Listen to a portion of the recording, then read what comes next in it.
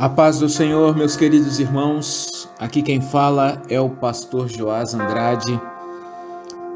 Eu quero meditar com você hoje em Marcos 6, versículo 37, a parte A. Mas Jesus disse: dei-lhes vocês algo para comer. Queridos, nós temos vivido em nossos dias um fenômeno muito interessante: o aparecimento de novas denominações, novas igrejas, a multiplicação do número de igrejas, fruto de divisões entre seus membros, entre as pessoas que fazem parte daquela igreja. Esse fato é tão bem assim exemplificado se nós pudermos dar apenas uma volta no quarteirão aí do nosso bairro. Você vai perceber que quando uma igreja ela se divide, o reino de Deus ele cresce 0%. Pois as pessoas apenas mudaram de endereço. Mudaram o endereço da igreja. E por que o reino de Deus não está crescendo? Talvez essa seja a pergunta hoje. Talvez Jesus queira nos dizer esta noite, nessa frase em que nós lemos em Marcos 6, versículo 37, parte A: dei-lhes vocês algo para comer. E nós vamos entender um pouco esse contexto e o porquê que o reino de Deus não está crescendo. Porque o mundo em que vivemos não mergulha cada vez mais no amor de Deus. Porque o número de igrejas cresce e o de perdidos indo a passos largos para o inferno também está crescendo. Uma multidão que todos os dias caminha a passos largos para o inferno. Então, onde está parte desse problema? O problema é que muitas vezes algumas pessoas, e nós estamos vivendo neste tempo exatamente isso, onde nós estamos impedidos de ir ao templo, de ir à igreja de 4 paredes construídos templos, igrejas,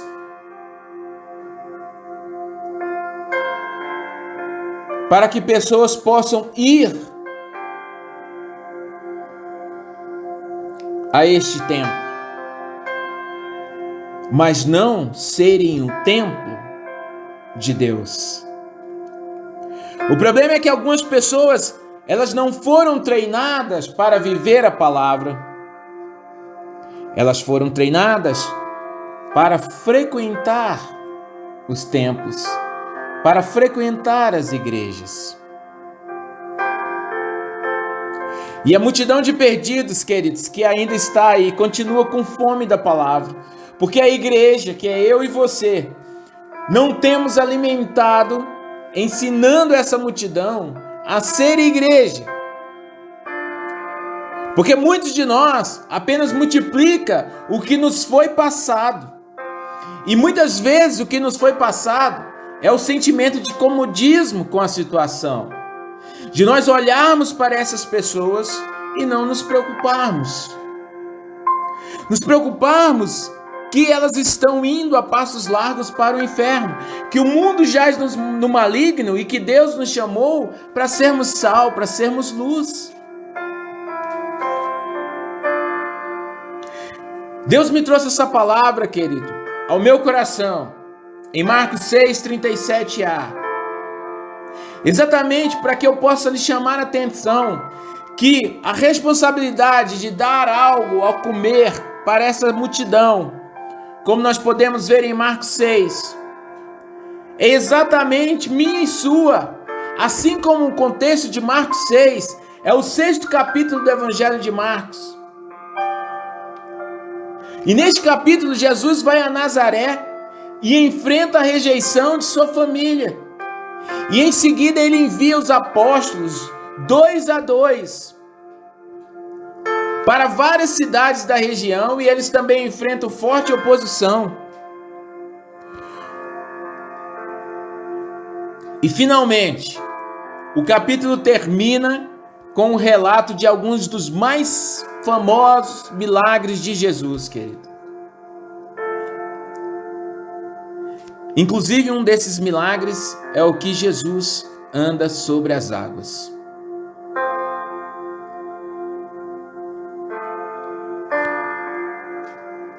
A Bíblia diz que os discípulos saíram do barco para um lugar mais tranquilo. Mas muitas pessoas os viram saindo e correndo de todas as cidades e chegaram lá antes deles.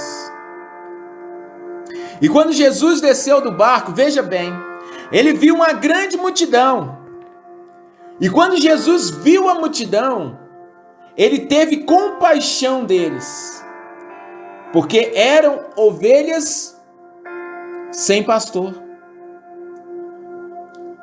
E Jesus ensinou muitas coisas a eles. Mais adiante, ao entardecer, os discípulos de Jesus vieram a ele e disseram: este lugar é deserto e está ficando tarde. Diga ao povo que vai embora às vilas e às propriedades próximas e compre alimento para si, porque não há nada para comer aqui. Observe agora, amado, a resposta de Jesus aos discípulos. Os discípulos estavam diante de um entardecer, a noite já era próxima, e os discípulos estavam preocupados com o quê? Olha, Jesus, diga ao povo que vai embora. Diga que vá às vilas e compre alimento, porque nós não temos nada aqui para comer. E Jesus podia ter dado muitas respostas, mas deu uma resposta extremamente inusitada. E olha para os discípulos e diz para eles: dê-lhes vocês algo para comer. Ora, como dar algo de comer para aquela multidão, se eles não tinham nada para eles comerem? E foi exatamente essa pergunta que eles fizeram para Jesus. Com que? Perguntaram os discípulos. Seria necessário muito dinheiro para comprar comida para esta multidão. E olha a pergunta de Jesus para eles, queridos: quantos pães vocês têm? Vão verificar.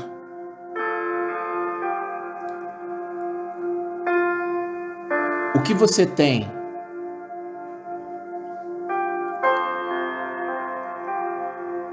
Que você precisa verificar para colocar diante de Jesus. Os discípulos voltaram e informaram que havia 5 pães e 2 peixes. Como 5 pães e 2 peixes poderiam alimentar toda aquela multidão?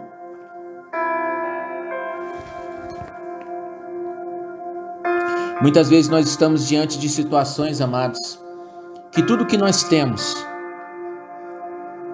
nós teremos que depositar nas mãos do Senhor, crendo que o mais Ele fará. Porque haverá um dia, amados, haverá um dia, que Marcos 6 começa exatamente com isso. É que Jesus enviou os apóstolos 2 a 2, enviou os discípulos 2 a 2, mas chegou o dia que eles tiveram que retornar. Chegou o dia de retorno dos discípulos que foram enviados. Nós somos os enviados nesta geração. Nós fomos enviados por Deus, resgatados das trevas para a sua maravilhosa luz, para cumprirmos o olhar de compaixão de Cristo, para colocarmos tudo que temos, e seja o que for, nas mãos desse Jesus. Porque assim como Jesus alimentou a multidão, pediu para que eles se assentassem, tomou os 5 pães e os 2 peixes, levantou os olhos para o céu, ele deu graças a Deus, depois ele partiu os pães e os entregou aos seus discípulos, e também dividiu os 2 peixes com toda aquela multidão, e a multidão comeu, queridos, até ficar bem satisfeita, e havia cerca de 5.000 homens, fora as mulheres e as crianças, e os discípulos ainda recolheram 12 cestos cheios de pedaços de pão e de peixes. Eu quero dizer para você, querido, que aqueles apóstolos que levaram a mensagem de arrependimento, dizendo a todos os que encontravam que se arrependessem, da mesma maneira, nós também somos enviados por Jesus para esta geração. O dia do retorno, ele acontecerá para mim e para você.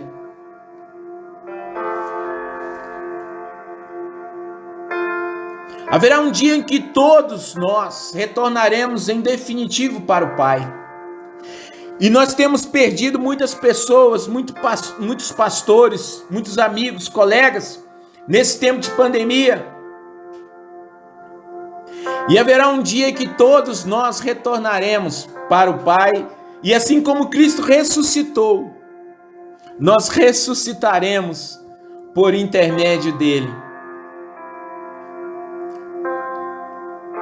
Se dessa forma nós fomos unidos com Cristo, é o que fala lá em Romanos 6:5. A ele, na semelhança da sua morte, certamente o seremos também na semelhança da sua ressurreição. Haverá um dia do retorno para mim e para você. Nós não sabemos qual é esse dia, mas nós sabemos que nós somos chamados e escolhidos por Deus, amados do Pai, para fazermos diferença nessa geração, para poder usarmos do mesmo olhar que Jesus teve com a multidão, um olhar de compaixão. E a compaixão é um sentimento recorrente em Jesus. E este sentimento, ele deve estar presente em mim e em você. A compaixão, o olhar de compaixão, é a compreensão exata do estado da outra pessoa. É o desejo de pôr fim àquela dor. Finalmente, todos vocês têm o mesmo modo de pensar. Estejam cheios de compaixão, amando-se uns aos outros com corações ternos e humildes. É o que diz a palavra em 1 Pedro 3:8. É exatamente isso, amados, que eu estou falando. Compaixão é nós não termos compreendido o estado de perdição em que a multidão que está aí fora no mundo se encontra. Nós não temos olhado com compaixão e nós não estamos igual aos discípulos. Olha, mande essa multidão para longe. Afasta essa multidão de nós. Eu não aguento mais tratar com pessoas. Eu não aguento mais essas pessoas. Eu não aguento olhar para isso mais. Diga a eles que vão nas vilas mais próximas, que eles comprem comidas, que eles deem um jeito na situação deles. Amados, apesar de nós já termos andado na mesma condição deles, nós não conseguimos olhar para eles como Jesus e se compadecer, querendo acabar com a dor, tirando eles do caminho da perdição.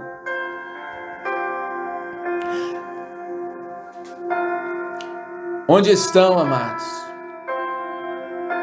os pastores?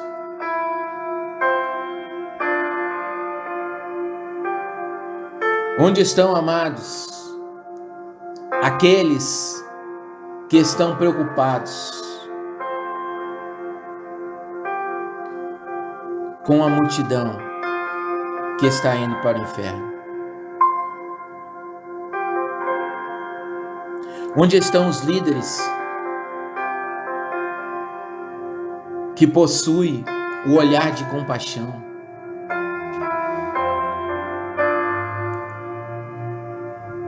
Certamente estão pastoreando seus próprios interesses.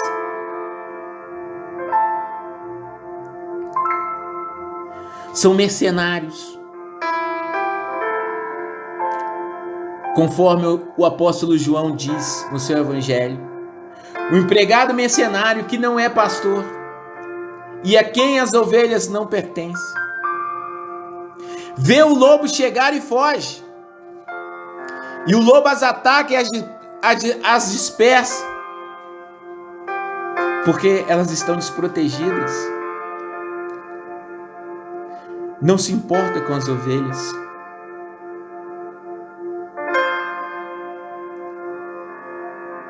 Você tem sido um mercenário, amado, se importando apenas consigo mesmo, com seus próprios interesses?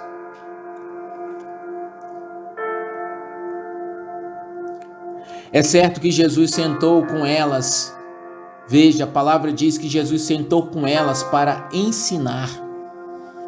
Se fosse hoje em nossos dias, não creio que ele mudaria a forma. Não creio que ele seria um pastor de WhatsApp, de Facebook ou de Instagram,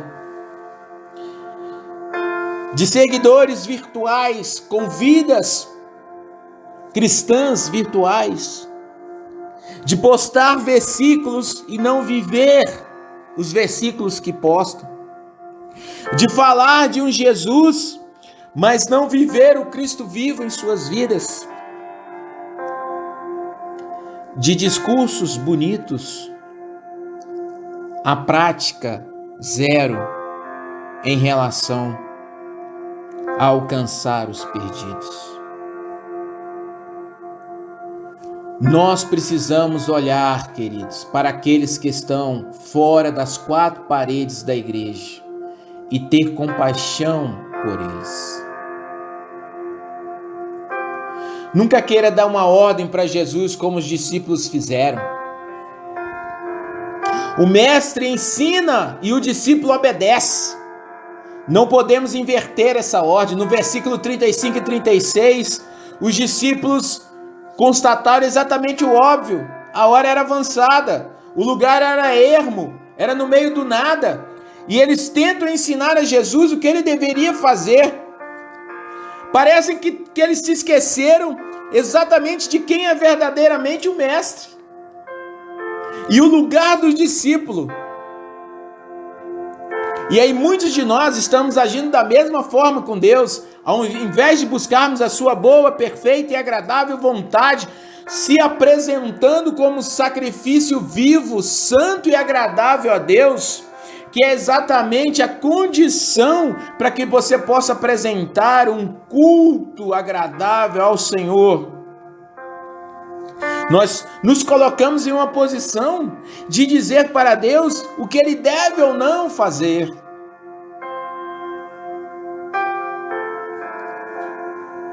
E Jesus dá a mesma resposta para nós hoje em dia, queridos. Dê-lhes vocês algo para comer.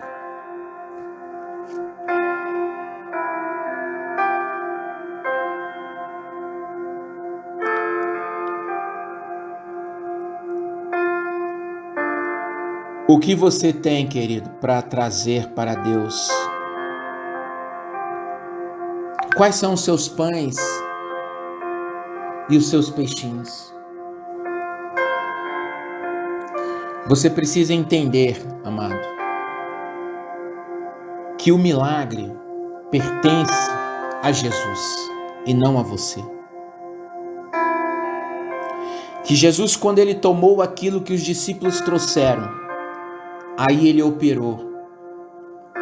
Mas ele quer nos ver na ação de praticarmos a nossa fé, de agirmos não com os olhos humanos, mas podemos enxergar além do alcance, pela fé, quem é o nosso mestre. Um cidadão do reino, ele é diferente. Nós não pertencemos a este mundo. Um cidadão do reino, ele tem que fazer a diferença. O milagre de Jesus na multiplicação dos 5 pães e 2 peixinhos, narrado em Marcos 6, de 30 a 44. É um belo exemplo, que quando nós entregamos a Ele, quantos pães nós temos, quantos peixes nós temos, quando nós entregamos a Ele tudo que temos, Jesus opera segundo a sua boa, perfeita e agradável vontade. Ele é o responsável pelo agir e pelo realizar, conforme Filipenses 2 e 13. A multidão faminta, queridos, hoje são todos aqueles que você conhece. E o pão vivo ainda é Jesus. Ele é o pão vivo que desceu do céu. Ele quer multiplicar e alimentar a multidão através de você. É você quem tem a missão de levar Cristo à multidão. Saia deste lugar que você está. Saia dos bastidores. Saia dos lamentos, dos ressentimentos, das raízes de amargura. Em qualquer tempo, Deus quer usar você, amado. É você quem tem a missão de levar Cristo à multidão. É você quem tem a missão de trazer a Cristo o que você tem para que Ele possa fazer o milagre. É através das suas mãos e dos seus pés e da sua boca que Cristo vai ser glorificado e honrado, que a mensagem do Evangelho vai ser propagada neste mundo. É você que tem a responsabilidade e a missão de ser sal, de ser luz. Você é a oferta para que em você e através de você, Cristo possa manifestar a sua glória. Assim como Jesus se entregou por você, amado, apresente a Ele quem é você e tudo que você tem, sem ressalvas, a sua vida a Ele, como sacrifício vivo, santo e agradável a Deus, como um verdadeiro adorador, que o adora em espírito e em verdade, como uma oferta de amor ao Senhor. Dê-lhe vocês mesmos. Dê você. Alimente a multidão, amado. Os 5 pães e 2 peixinhos é a sua vida. Deixe Jesus te usar para alimentar a multidão.